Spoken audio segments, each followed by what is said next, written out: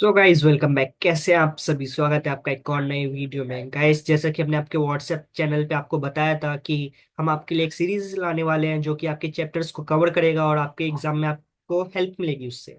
तो आज हम आपके लिए लाए हैं कंपनी लॉ का चैप्टर 1, जो कि इंट्रोडक्शन है, उसका एक वन शॉट वीडियो। और ये जो है आपको बहुत हेल्प मिलेगी इससे। इसमें हमने इंपॉर्टेंट क्वेश्चन और इम्पोर्टेंट टॉपिक दोनों कवर किए हैं और बहुत कम टाइम में हम इसे कवर करने वाले हैं। और इसकी शुरुआत हम करते हैं इंट्रोडक्शन से। तो कंपनी होती क्या है, इसका हम सबसे पहले मीनिंग देख लेते हैं। तो कंपनी जो होती है, आप उससे समझते क्या है? कंपनी है एक लीगल एंटिटी। ये अपने ऑनर से बिल्कुल अलग होती है और इसका एक डेफिनेशन है, आप इसे अपने वर्ड में लिख सकते हैं। पहले हम डेफिनेशन देख लेते हैं एक बार।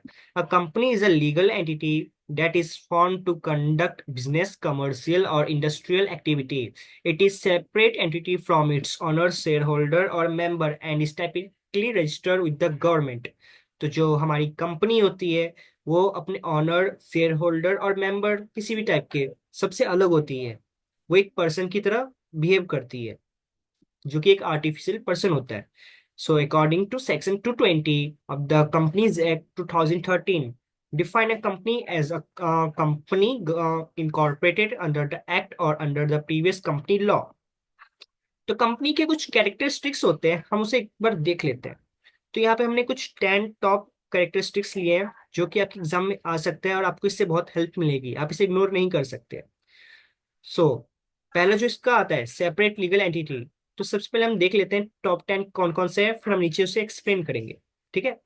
तो इसके बाद आपका नेक्स्ट आता है परपेचुअल सक्सेशन, फिर आता है artificial person, profit motive, organise structure, compliance and regulation, product और service, innovation and growth, capital and ownership structure, brand identity and reputation. ठीक है। तो हम शुरुआत करते हैं सेपरेट लीगल एंटिटी से। तो ये कैरेक्टरिस्टिक है कंपनी का। तो हम इसे समझते हैं होता क्या है। सो जैसे कि मैंने आपको बताया है कि जो आपकी कंपनी होती है ये अपने ऑनर से अलग होती है। तो वही चीज यहाँ पे लिखा है, a company is a legally recognised entity separate from its owner. It can either it into contracts on asset and be held liable for its action. जो कंपनी होती है वो जो है अब पर्सनली लायबल होती है अपने एसेट्स के लिए, और जो उनके ऊपर लायबिलिटी होती है वो ऑनर्स के लिए लायबल नहीं होता है, लिमिटेड लायबिलिटीज के लिए ही लायबल होता है। लेकिन हालांकि कुछ ऐसे भी केस होते हैं जिसमें ऑनर डायरेक्टली लायबल हो जाता है, तो हम उसे आगे समझेंगे वो क्या चीज है। For example, Ashish and company is totally different from Ashish as he hold all shares, but the property of the company is not the property of Ashish. जो कंपनी की प्रॉपर्टी है वो प्रॉपर्टी आशीष की नहीं है, क्योंकि जो आशीष है वो बिल्कुल अलग है अपने कंपनी से। इसके बाद आपका जो सेकंड पॉइंट है वो है परपिचुअल सक्सेशन। तो परपिचुअल सक्सेशन होता क्या है हम देख लेते हैं एक बार। A company continues to exist even if its founder, director और shareholder change। तो जो कंपनी होती है वो चलती रहती है, चाहे उसका ऑनर चेंज हो, आप उसके शेयर होल्डर चेंज हो, या उसका फाउंडर क्यों ना चेंज हो, कंपनी चलती रहेगी। और वही चीज यहाँ पे एग्जाम्पल में भी लिखा है। इसके बाद जैसे कि मैंने आपको बताया था, कंपनी एक आर्टिफिशियल पर्सन होता है।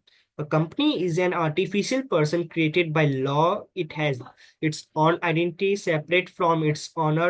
It can own property, make contracts, and be responsible for its action. It continues to exist even if its owner change। जो कंपनी होती है वो चलती रहती है, भले ही इसका ऑनर क्यों ना चेंज हो जाए, क्योंकि एक खुद एक आर्टिफिशियल पर्सन होता है। इसके बाद कंपनी का मोटिव क्या होता है? कंपनी का मोटिव होता है प्रॉफिट कमाना। तो profit motive characteristics of company आता है। हालांकि एनजीओ होती है उनका प्रॉफिट मोटिव पैसे कमाना नहीं होता है, उनका मोटिव होता है सर्व करना। लेकिन मेन मोटिव जो कंपनी का होता है प्रॉफिट कमाना होता है। हम एक बार देख लेते हैं यहाँ पॉइंट में क्या लिखा है। So most of companies exist to generate profit for their owners और शेयर होल्डर्स। तो गाइज जैसा कि आप सब जानते ही हैं, कंपनी जो होती है प्रॉफिट कमाती है अपने ओनर्स और शेयर होल्डर्स को देने के लिए, क्योंकि उन्होंने पैसे लगाए हैं कंपनी में। So, however, non-profit aims to serve a mission rather than maximize profit।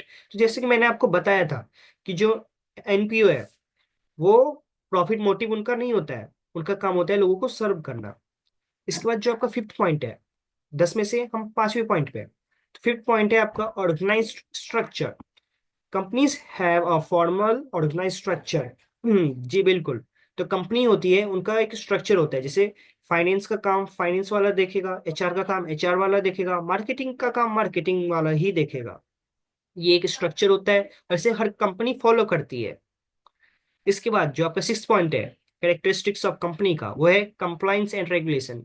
जी। सो हम एक बार डेफिनेशन देख लेते हैं, फिर समझते हैं। Companies must follow legal regulation, tax law, and industrial specific compliance requirements. तो गाइस देखिए, कंपनी जो होती है ना, उसे हर लॉ फॉलो करना होता है और उसे लॉ के अकॉर्डिंग ही चलना होता है। जैसे उन्होंने अगर वो टैक्स चोरी कर रही है तो ये लॉ के खिलाफ है, और इसके लिए जो कंपनी होती है वो लायबल होती है। हालांकि अगर इसमें मैं डायरेक्टर होता है, जो इसका डायरेक्टर होता है, वो जानबूझ के चीज कर रहा है, तो इस केस में उस डायरेक्टर को भी पनिश किया जा सकता है, वो हम आगे देखेंगे कि कैसे। इसके बाद जो आपका सेवेंथ पॉइंट है, वो है प्रोडक्ट्स और सर्विसेज। तो जैसा कि आप सब जानते हैं कि कंपनी का दो ही काम होता है, या तो प्रोडक्ट्स बेचना या तो सर्विस देना। तो वही चीज डेफिनेशन में भी लिखा है, अ कंपनी ऑफर गुड्स और service to customers in exchange for revenue. तो सर्विस और प्रोडक्ट्स के बदले वो रिवेन्यू लेती है। और यहाँ पे आप एनजीओ को इग्नोर कर सकते हैं। यहाँ पे आपका जो एट्थ पॉइंट है, वो है इनोवेशन एंड ग्रोथ। जी बिल्कुल, आज के टाइम में या पहले से ही जो कंपनी होती है, उनका काम यही होता है कि वो नई नई चीजें इनोवेट करते रहे और अपनी कंपनी को आगे बढ़ाते रहे। तो वही चीज यहाँ पे डेफिनेशन में भी लिखा है, companies involve through innovation expansion and adapting to market changes.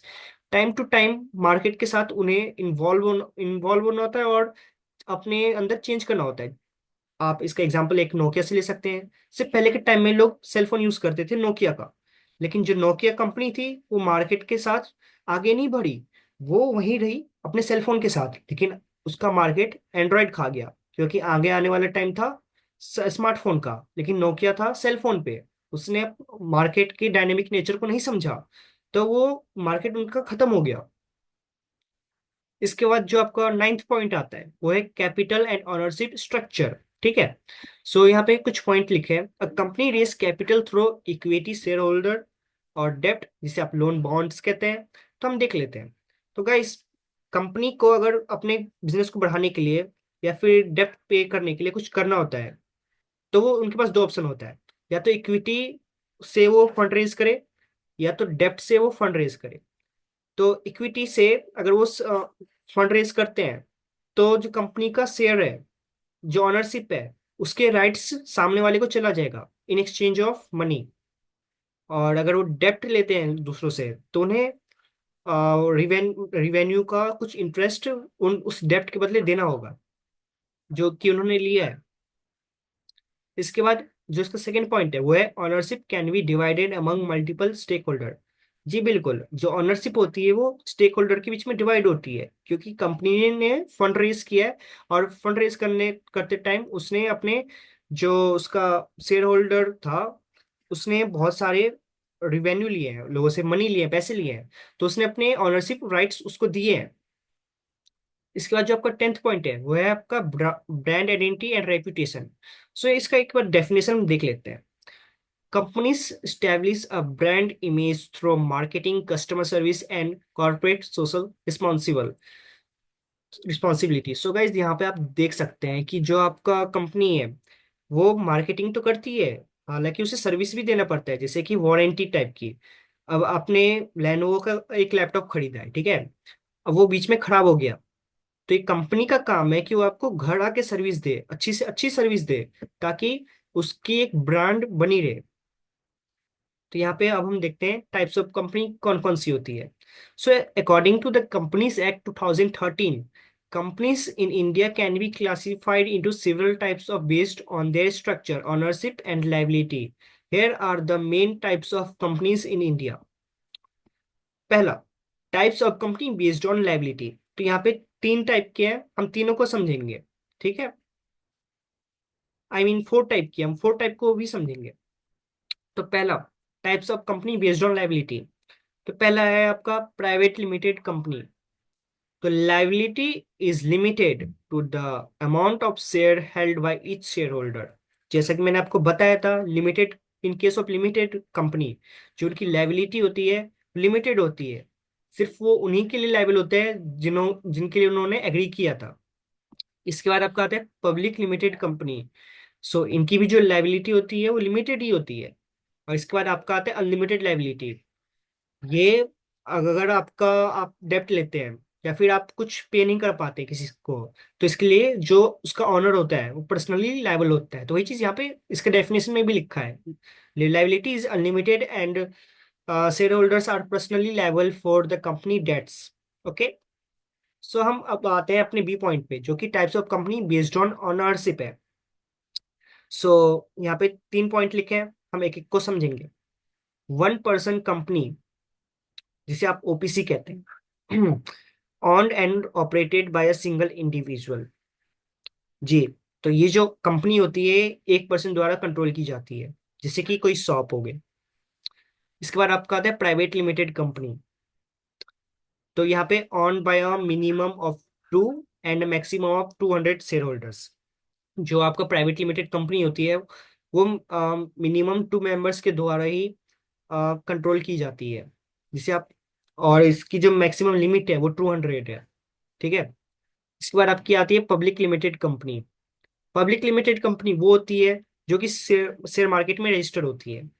तो इसकी जो ऑनरशिप होती है वो मिनिमम 7 लोगों के पास होती है, और मैक्सिमम की कोई लिमिट नहीं है, क्योंकि ये अगर शेयर मार्केट में रजिस्टर्ड है तो इसके कोई भी कितने भी ऑनर्स हो सकते हैं। ठीक है।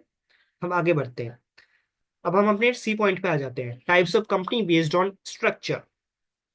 ठीक है। तो यहाँ पे हम 4 पॉइंट को डिस्कस करेंगे, एक एक को हम देख लेते हैं। पहला point, holding company, a company that owns a majority of shares in another company. For example, Reliance एक कंपनी है, वो चाहती है कि वो ग्रीन एनर्जी में इन्वेस्ट करे। तो वो बजाय किसी कैपिटल एक्सपेंडिचर खर्च किए हुए वो किसी कंपनी में इन्वेस्ट करती है, ताकि वो उसे कंट्रोल कर सके। तो वही चीज यहाँ पे लिखा हुआ है, company that owns a majority of shares in another company. जैसे रिलायंस का मैंने एग्जांपल लिया।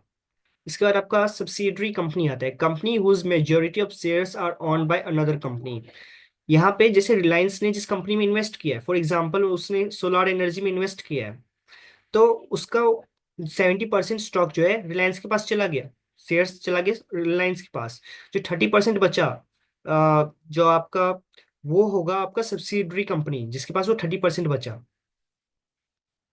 इसके बाद आपका आता है associate company, a company in which another company has a significant influence but not a majority of shares. जी। जैसे कि रिलायंस ने सिर्फ 40% शेयर्स खरीदे दूसरे कंपनी के, तो उसका इन्फ्लुएंस तो रहेगा उस कंपनी में, लेकिन वो मेजॉरिटी शेयर्स नहीं ले पाया। हम आगे बढ़ते हैं। इसके बाद आपका जो आता है ज्वाइंट वेंचर कंपनी आता है। So company formed by 2 or more parties to undertake a specific business project. For example Maruti Suzuki. तो गाइस हम जॉइंट वेंचर कंपनी को कैसे समझेंगे? मारुति सुजुकी से हम समझेंगे। मारुति और सुजुकी दोनों अलग अलग कंपनी है। मारुति जो है वो इंडिया की कंपनी है, सुजुकी जो है वो फॉरेन की कंपनी है, जापान की कंपनी है। सुजुकी जो है वो मोटर अच्छा बनाती है और मारुति कार अच्छा बनाती है। तो दोनों एक साथ पार्टनरशिप में आए हैं, जॉइंट वेंचर कंपनी जिसे हम कहते हैं, और वो दोनों मिलके कार बनाते हैं। ठीक है। हम आगे बढ़ते हैं। अदर टाइप्स ऑफ कंपनी, इसके बाद कुछ अदर टाइप्स के भी कंपनी होते हैं, हम देख लेते हैं। नॉन प्रॉफिट कंपनी, जिसे आप एनजीओ कहते हैं, सेक्शन 8 कंपनी होती है ये। A company formed for charitable or social purpose with profit reinvested in the business. Okay. So guys, ये जो एनजीओ होती है इसका काम प्रॉफिट कमाना नहीं होता है। अगर ये पैसे कमा भी रही है तो वो वापस उसे री इन्वेस्ट कर लेती है बिजनेस के अंदर। इनका मेन काम यही होता है कि वो लोगों को सर्व करे। इसके बाद आपका आता है government company, a company on and controlled by the government. ये कंपनी वो होती है जो कि ऑन की जाती है गवर्नमेंट द्वारा। जैसे आप रेलवे का एग्जांपल ले सकते हो, रेलवे इंडिया कंपनी जिसे आप कहते हैं। इसके बाद फॉरेन कंपनी, कुछ फॉरेन कंपनी भी होती है। फॉरेन कंपनी में आप एग्जांपल ले सकते हैं पार्ले का। पार्ले एक अमेरिकन कंपनी है। और वो इंडिया में आके अपना बिजनेस कर रही है, और उसका बिजनेस अमेरिका में भी है लेकिन वो इंडिया में भी बिजनेस कर रही है। तो वही डेफिनेशन यहाँ पे भी लिखा है, foreign company is a company or body corporate incorporated outside India but has a place business in India through an office branch or any other mode. तो यहाँ पे इंडिया का एग्जाम्पल लिया गया है, जैसे फॉर एग्जाम्पल इंडिया की company है टाटा, उसका बिजनेस बिजनेस है जापान में, तो वो फॉरेन कंपनी के एक टाइप है। अब हम आगे बढ़ते हैं। जैसे कि मैंने आपको शुरुआत में वीडियो में बताया था कि जो आपका डायरेक्टर होता है वो पर कभी कभी पर्सनली लायबल भी हो जाता है कंपनी के डेट्स या फिर कुछ इशू के लिए। तो किस चीज में होता है हम देख लेते हैं।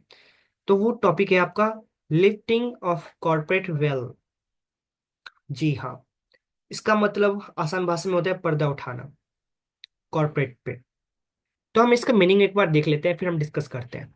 A company is a separate legal entity and its corporate will is a uh, certain between company and its member. Normally, a company is treated as a separate person from its owner, meaning its debt and action do not affect them personally. However, in certain cases, can ignore this separation and holds the owners or directors personally responsible for the company action.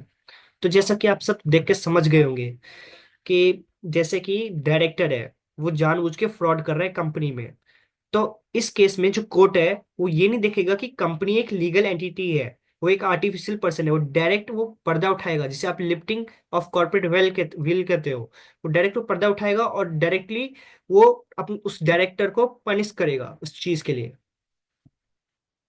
जैसे कि director जो है आपका जानबूझ के बहुत सारा loan ले रहा है और वो अपने जेब में डाल रहा है, कंपनी के लिए कुछ नहीं कर रहा है, और कंपनी बाद में वो डेट चुका नहीं पाती है। तो इस केस में जो आपका कोर्ट है वो पर्सनली उस डायरेक्टर को पकड़ेगा। इसके बाद रीजन ऑफ लिफ्टिंग, और जिसे आप पियर्सिंग ऑफ कॉर्पोरेट वैल्यू कहते हो, हम देख लेते हैं एक बार। तो किस केस में हो सकता है, तो यहाँ पे कुछ पॉइंट है हम देख लेते हैं। सबसे पहला आता है फ्रॉड और मिस रिप्रेजेंटेशन। तो हम एक बार डेफिनेशन देख लेते हैं। If a company shareholders or directors have a committed fraud or misrepresentation, the court can lift the corporate will। तो जैसे इसका मैंने एग्जांपल पहले आपको बता दिया था कि कैसे होगा। फिर इसके बाद आता है tax evasion. If a company has evaded taxes the court can lift the corporate will. ठीक है, तो जो कंपनी होती है वो टैक्स की चोरी करती है, और इस केस में जो आपका डायरेक्टर होता है वो इन सब चीजों को लीड कर रहा होता है। तो इस केस में जो आपका कोर्ट है वो डायरेक्टर को पकड़ेगा ना कि कंपनी को। यहाँ पे आप एक एग्जाम्पल भी ले सकते हैं, हर्षद मेहता वाला सीन। हर्षद मेहता की जो कंपनी थी ग्रो थी, तो ग्रो कंपनी थी, वो लोगों का पैसा उठाती थी और मार्केट को मैनिपुलेट करती थी। तो कंपनी कोर्ट ने इस केस में हर्षद मेहता को सजा दी ना कि कंपनी को। ग्रो की ग्रो अभी भी चल रही है, हालांकि वो अभी किसी और की है। Abuse of share holders right. If a company's shareholders have abused their rights, the court can lift the corporate wealth। तो गाइस अगर कंपनी का ऑनर है वो अपनी राइट्स का मिस यूज करता है, तो इस केस में भी कॉर्पोरेट वेल्थ उठ सकता है। इसके बाद ब्रीच ऑफ डायरेक्टर्स ड्यूटीज।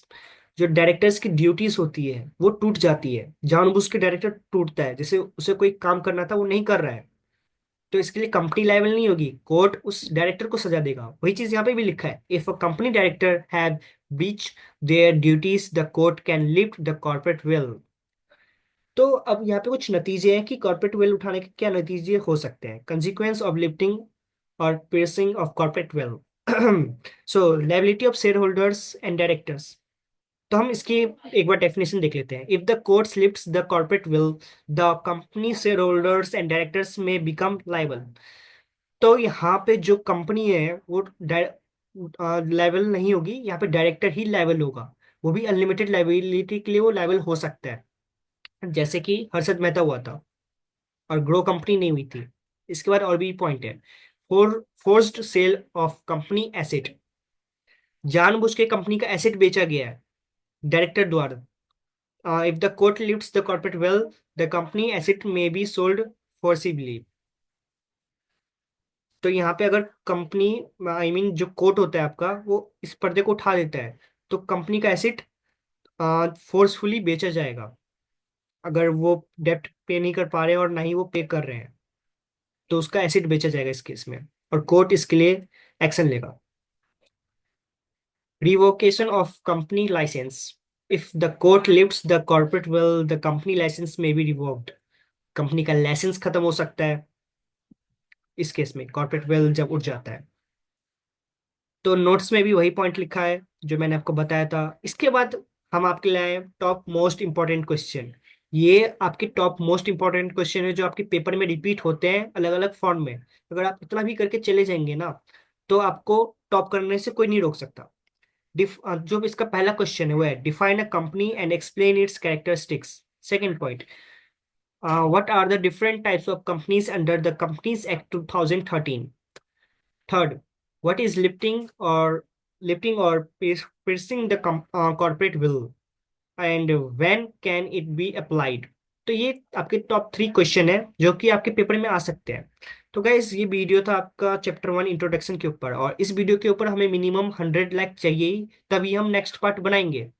तो आप जल्दी से लाइक कर दीजिए, और इसको, अगर आपको इसका पीडीएफ चाहिए तो वो आपको हमारे टेलीग्राम चैनल पे मिल जाएगा। हम अपनी टीम को बोल देंगे कि आपको ये टेलीग्राम चैनल पे आपको सेंड कर दे। तो गाइस, आज के लिए इतना ही। Thank you. जल्दी मिलते हैं एक नए वीडियो के साथ। तब तक के लिए अपना ख्याल रखिए। धन्यवाद।